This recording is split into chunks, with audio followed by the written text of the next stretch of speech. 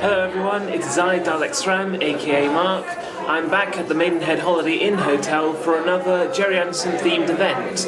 It's Supercelebration in honour of the 50th anniversary of the Secret Service. The event is hosted by Fanderson, the official Gerry Anderson fan club.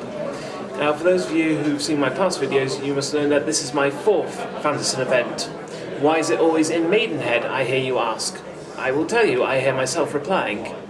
Maidenhead is in Berkshire, and also in Berkshire is Slough, which is where APE Films and Century 21 Studios is, well, was. It's been demolished. And it's also around here that many scenes for Secret Service and UFO were filmed. So today is Saturday, so I'm going to have a look around. I hope you guys will enjoy this fab vlog. For those of you who don't know me, I'm Nick Williams, the chairman of Fanderson. And hopefully I won't take up too much of your time on this stage because you've got much better things to be doing. But I do want to just welcome you with a few little tidbits, ideas, things to do, and of course there's a few little notes of things you shouldn't be doing as well. So please bear with me. So first thing is, welcome back for the 4th time to the Holiday Inn at Maidenhead. Thank you for making the trek here again. We were here, I don't know, 7 years for Expect the Unexpected. Then again, 6 years ago for The Future is Fantastic, a couple of years ago, Special Assignment, and amazingly, everyone has been saying, oh, last year at the convention, and it was 2 years ago, which is, I don't know if that's a compliment or not. And then again today. And of course, for those of you who have read about the convention, we have said this is our last full weekend convention. And I do just want to, thank you. Oh.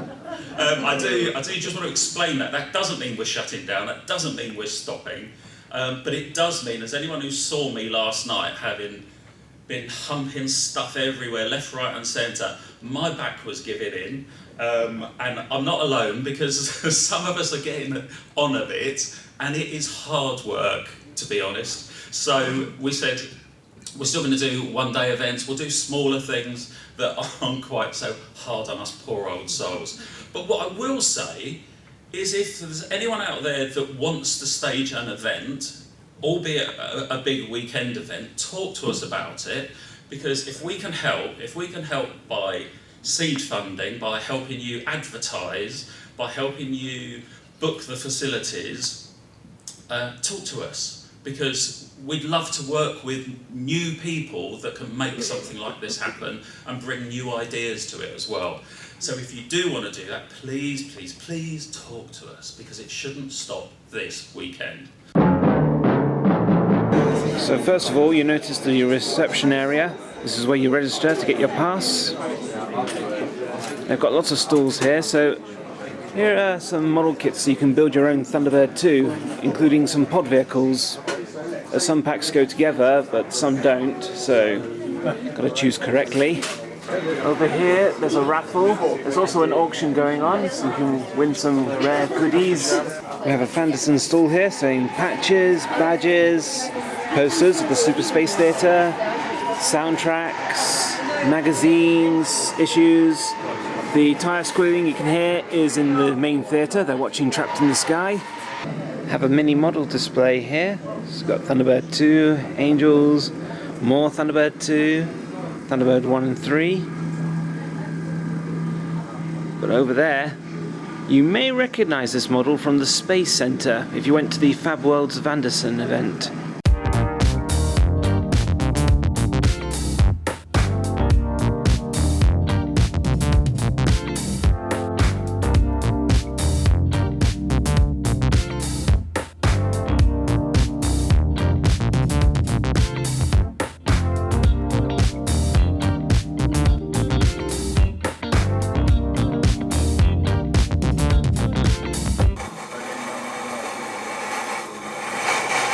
Ooh, that's new. They didn't have that at the Space Centre.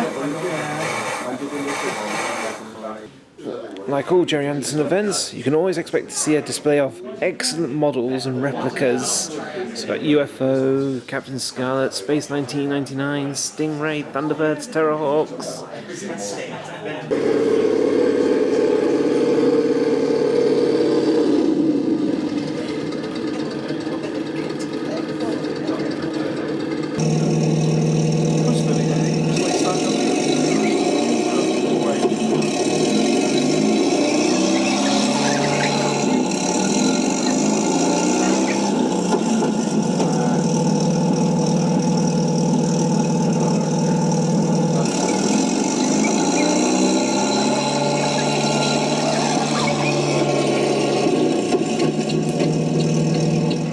course, a Gerry Anderson event isn't a Gerry Anderson event without puppets. So we got Thunderbirds here, even Cliff Richard, Troy Tempest, Titan down there, and Kirano, and 2 versions of Lady Penelope. Yeah, one's original. Up here, it's up to Secret Service, followed by Joe 90 and Captain Scarlet. Now, in my last Fanderson video, special assignment, I asked who this puppet was called. Apparently someone commented Karma, at least I think that's how you pronounce it, I'm not sure. A Space 1999 fashion display, that's another thing you can expect to see at a Gerry Anderson event. But this is new. This model is the space station that was destroyed in Breakaway. It's the Interplanetary Space Station, I think that's what it's called. So you have the landing pad for an Eagle, and then you have these docks for all the big ships for the missions like the Ultra Probe and the Meta Probe. Space 1999 models are very popular, especially with the Eagles. Such a beautiful design. And the idea of the module section, definitely a Thunderbird 2 feel. I've got a model of the ray gun, would like the Comlock one day. Got some vehicles from Doppelganger, and a large Thunderbird 1 where you can see inside the cockpit. Also got some white vehicles here, an Eagle, Interceptor and an Angel. Thunderbird 4 there, and this is new. This is a model of AP Films / Century 21 production studios. Well, you're actually looking at it at the back and the interior at the moment. So there's the front, and like I said, this building doesn't exist anymore. It's been demolished. Such a shame. This is the art gallery section. Some of these artworks are posters, some are cross sections, and some are sections from comic books, mainly the TV 21 issues. Hi Helen! Back again with your Marina outfit? Indeed, I've got a new one for tonight though. Oh yes. And that's a surprise. Tonight, Saturday night, there's a big cosplay disco going on. I don't have a costume, but I've got this t-shirt.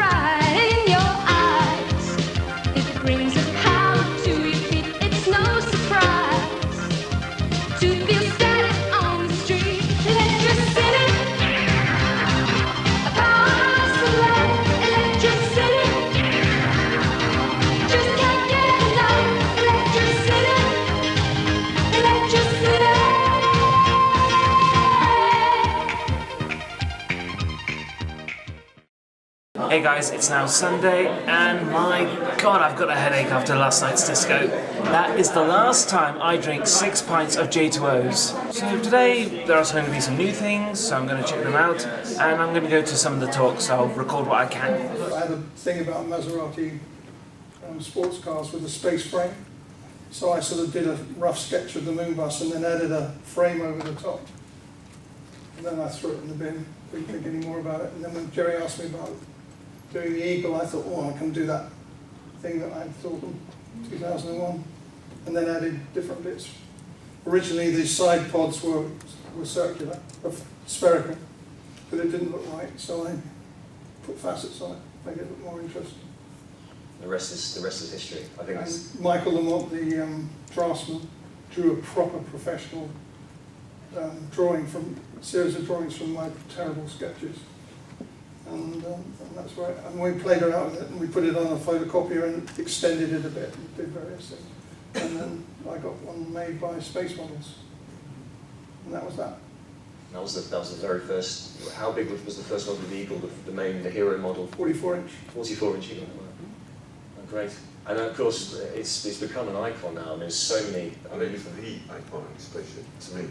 it's just magnificent. It really is. It's a beautiful design. And you were based in Bray, where Terrorhawks was 10 years later doing the special effects. Yeah, I was also based at Pinewood, but because I couldn't be at both, and because the models were all done at Bray, that was much more interesting anyway. I got a chap that I used to know years ago called Les Bowie to do the floor effects for me. Bless his heart. Oh, fantastic. My mentor. Yeah. Yeah. Did you have any other personal favourite puppets, or did you work on quite a few? Because I know sometimes puppeteers, you can be quite, this is my puppet, go away. I liked all the puppets that I worked on personally. There was Troy Tempest.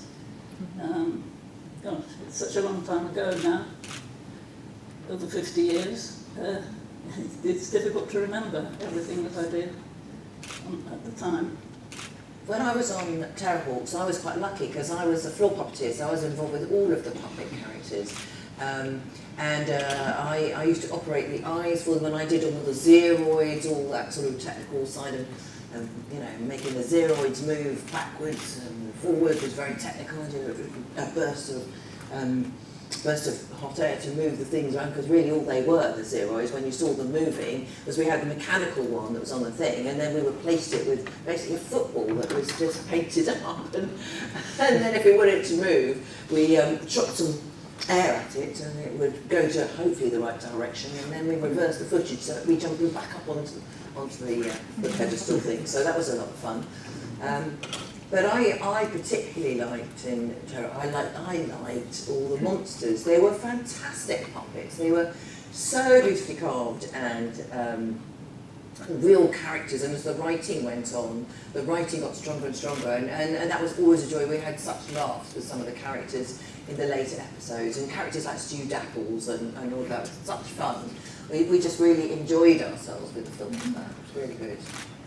I wondered if you could share some more memories of Tony Barwick, who sadly we've not, he left us before we could get him down to any of these, and would have been a wonderful guest, I'm sure. A character, really was.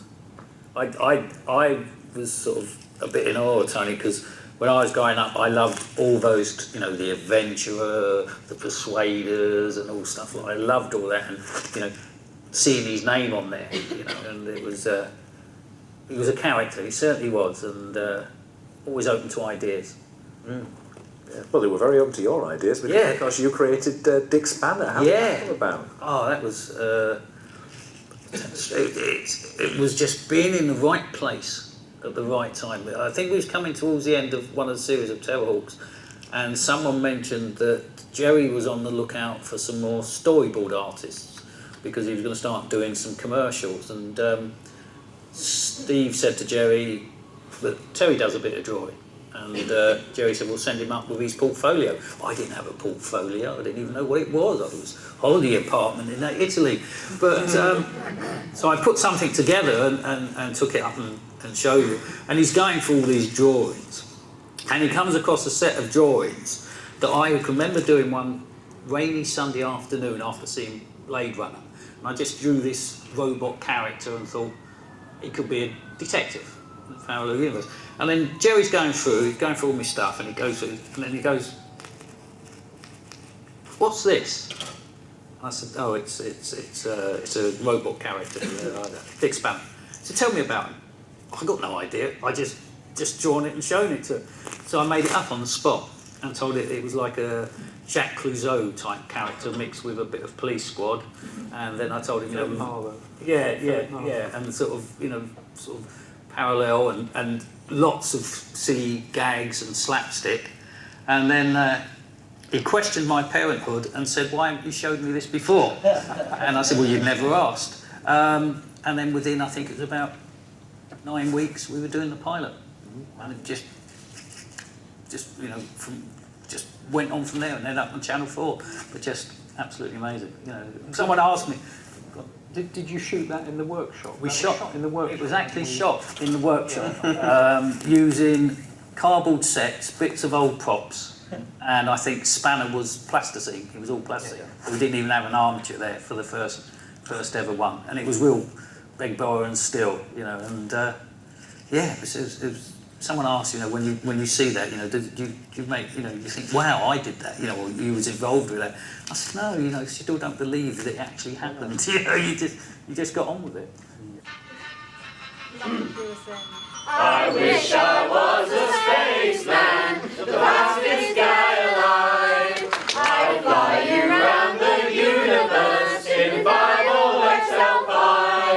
We're out in space together, conquerors of the sky. My heart will be a fireball, a fireball. Every time I gaze into your starry eyes, we take the path to Jupiter, and maybe very soon we cruise along the Milky Way and land upon the moon. To a wonderland of stardust, we'll zoom away to Mars. My heart will be a fireball, a fireball, 'cause you would be my Venus of the stars.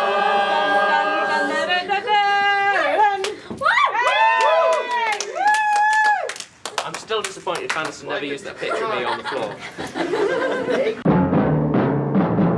Hey guys, I'm back in Leicester, so now I shall show you my souvenir haul.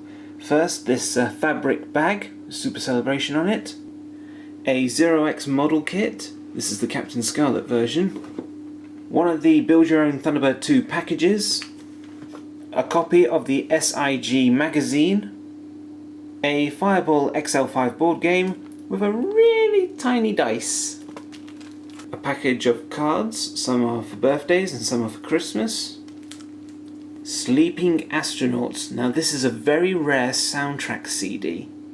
Some of Lord Parker's bingo cards, because we played bingo. I was only one number away from a full house. But the best thing of the collection? An SPV by Hot Wheels. I'm not joking, Hot Wheels did make an SPV, but it was only sold in Japan. 6 of the 10 wheels turn, not the small ones. I don't have any Hot Wheels tracks, but if I did get some in the future, then the SPV would be my personal star car, if you like. I don't know how fast it will go, but I love it. Thank you very much for watching this vlogio. Don't forget to hit the subscribe YB button and the little dingy ding for notification bold. And also follow on Facey Page, Tweetybird and Instagrammy. Deep joy bold and see you next time you me. Dalexram outie.